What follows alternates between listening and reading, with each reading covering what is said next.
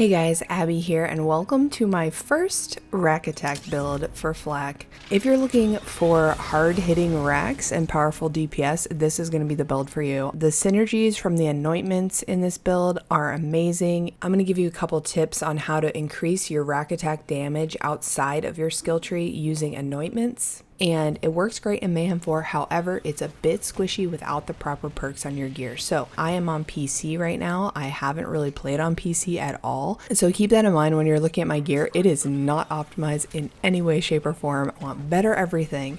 And speaking of that, tonight we'll be farming it on my Twitch channel, twitch.tv/AbbyHour, starting at 8 p.m. Eastern time. I'm going to be farming for all the gear to optimize this build. Let's jump right into it. This build is going to be using the new Rakk class mod for Fl4k. You can either pick this up from the Wotan boss drop at the very end of the Malawan takedown, or you can get it from the Tink of Cunning in the Cunning Proving Grounds, which is located in Ghostlight Beacon. You can pick up the mission for this Proving Grounds in the Splinterlands on Pandora. There should be a yellow exclamation point there for you to pick it up as long as you've gone through the story.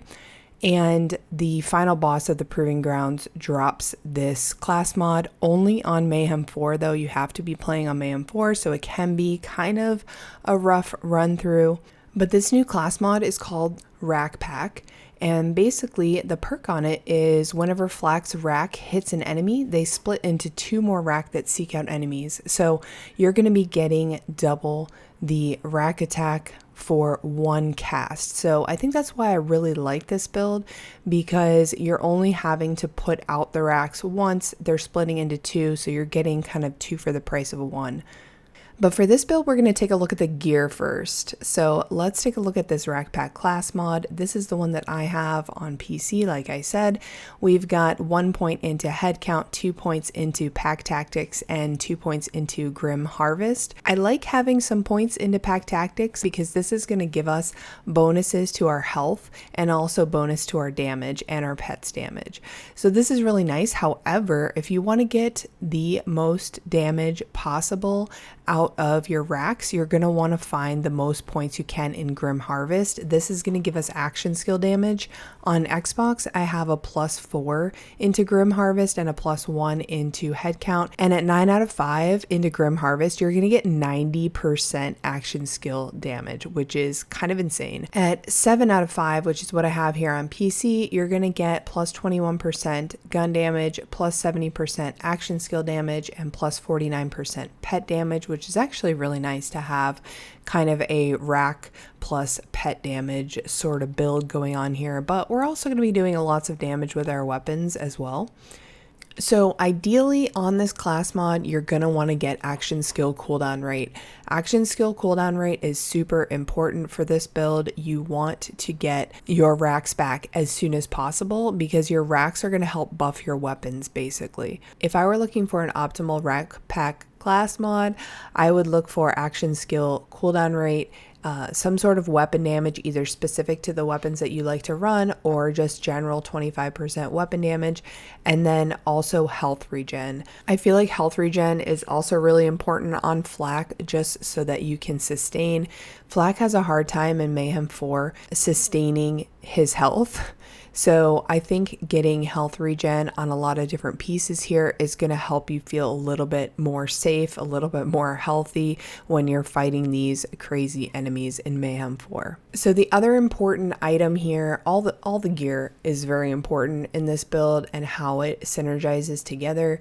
This is our artifact. We want to get area of effect damage and incendiary damage on our artifact. Ideally, this would be an auto idol or even a victory rush could be good, but also get action skill cooldown rate. But the mandatories for the artifact are area of effect damage and incendiary damage. And this is because both of those perks increase your rack damage. So the 33% area of effect damage is affecting your rack damage, and the incendiary damage is also affecting it because we have fire racks. So those are both super important. On our shield and our grenade, you kind of have some options here what you want to go with. Obviously, for the specifics of it, you guys can choose what fits your playstyle the best.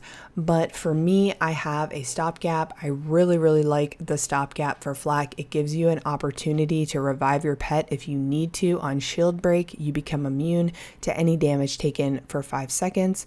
I got this one with 17% movement speed while shield is depleted. While this is pretty nice to have, I'd like to find another stopgap with some health or damage reduction on it. Again, going back to the sustainability, Fl4k struggles with sustainability in Mayhem 4. So anything you can stack on to your gear to give him more sustainability is awesome. The thing that you're really looking out for is this anointment. On action skill end, gain 50% bonus elemental damage with weapons for 10 seconds. You can find this in any element, basically. You can find it in cryo, you can find it in corrosive, radiation, fire. So this adds cryo damage to your weapons for 10 seconds after you throw your racks. However, these anointments actually add damage to your racks. Let me show you guys what it looks like when we have cryo damage and our shock damage on.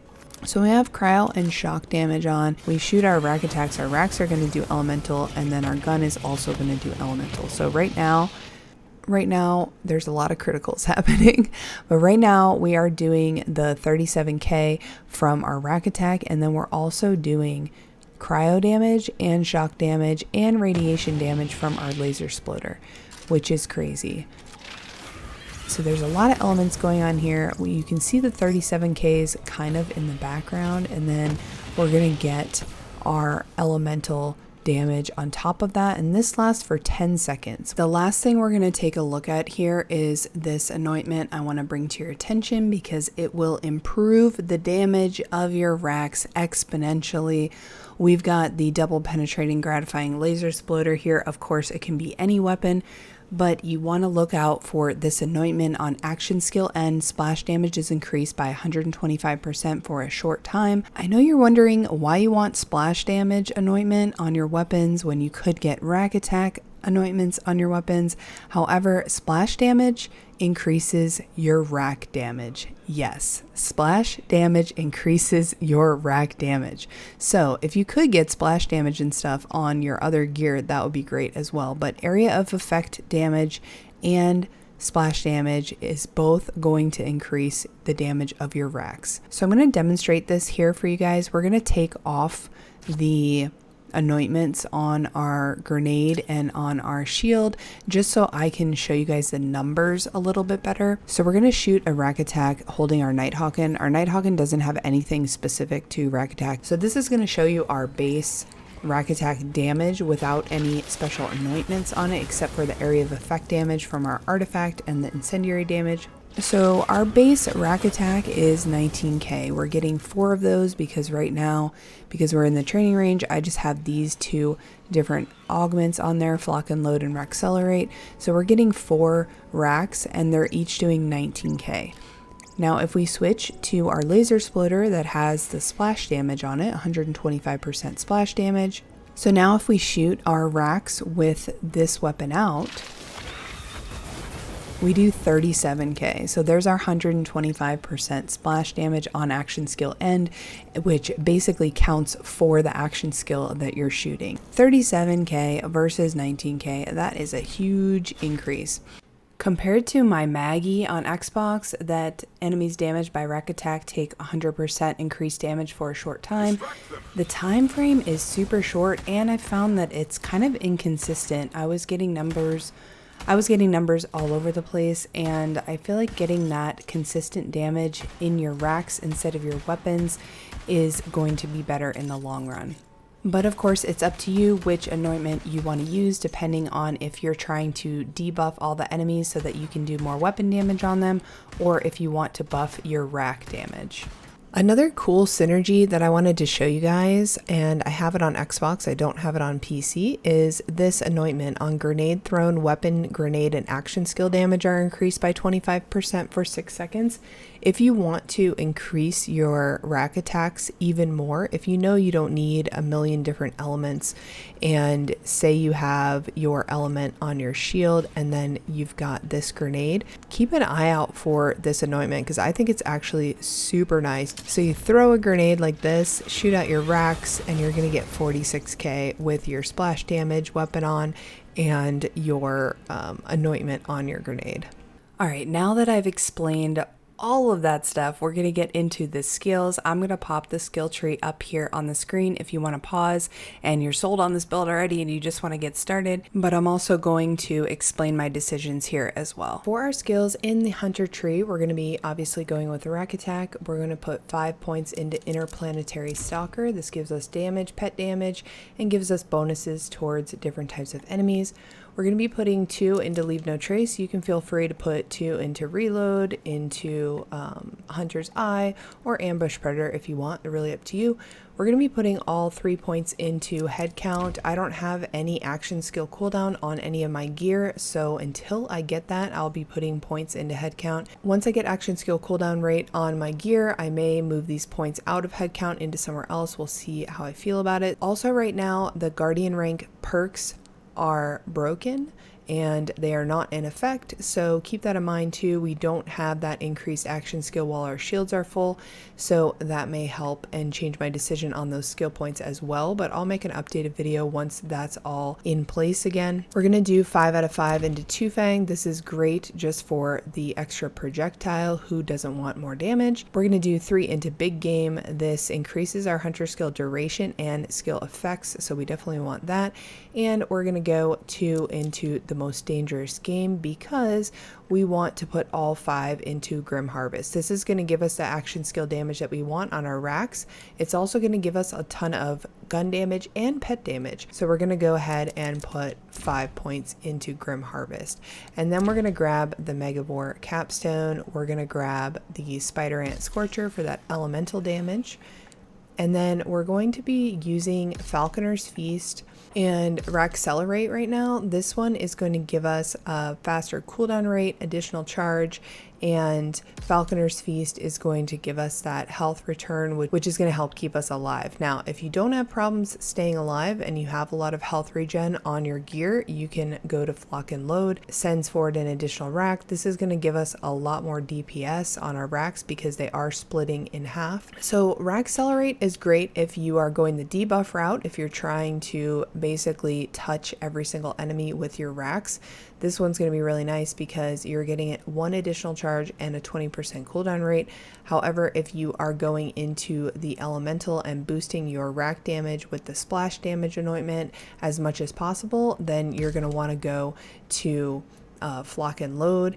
And then I would recommend always taking Falconer's Feast just for the sustainability. In Mayhem 4 it gets really rough with the enemies depending on the modifiers that you have, so that one's really important. So over on the master tree, we are going to be putting 2 points into Ferocity, and we're going to be putting 3 points into Persistence Hunter.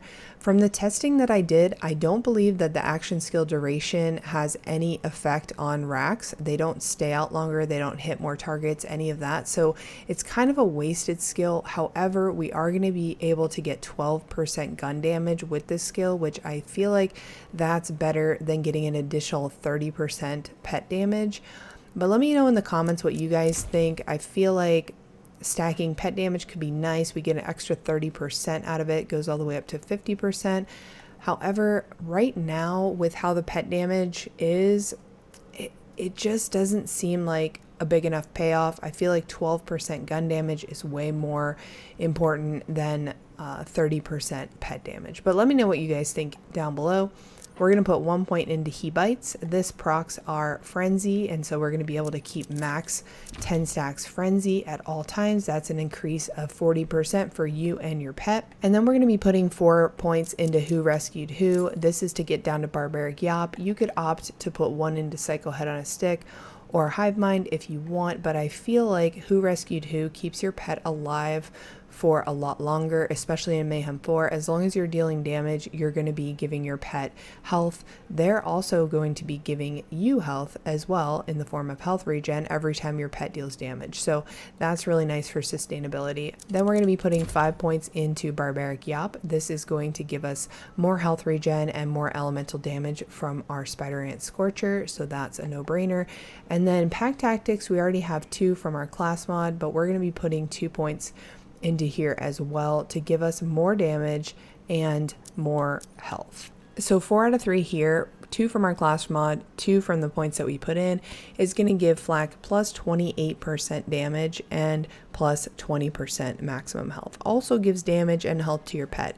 Your pet is going to actually do some pretty good damage with this build, surprisingly. So that's it for the skill tree. We're not going into the stalker tree. I know a lot of people like the stalker tree for sustainability, and it is really great for sustainability. However, I feel like we get more bang for our buck in the blue tree with our pet abilities and making sure our pet's up at all times, because you want that extra elemental damage boost from the Spider Ant Scorcher. When your pet is down, you're going to feel the DPS loss in your racks and in your weapons. So you want to make sure your pet is alive at all times. You want to be constantly dealing damage, which heals your pet. We've got a lot of pet sustainability built into this build. Let's also be honest here. In Mayhem 4, none of us are at full health all the time. So going all the way down the green tree to get the power inside really wouldn't benefit us as much. And we're going to get more Fl4k damage, pet damage, and elemental damage when we go down the blue tree. Alright guys, that is it for the Swarm Fl4k build. I hope you guys enjoyed it. Sorry for such a long video, but I wanted to make sure I explained all the synergies and reasoning behind this build. I am having a ton of fun playing it. I'm going to be playing it tonight on twitch.tv/AbbyHour, live streaming for you guys, trying to get some better loot on PC. I hope to see you guys there. Remember to subscribe if you want to see more Borderlands 3 videos, and I will see you guys in the next one. Bye bye.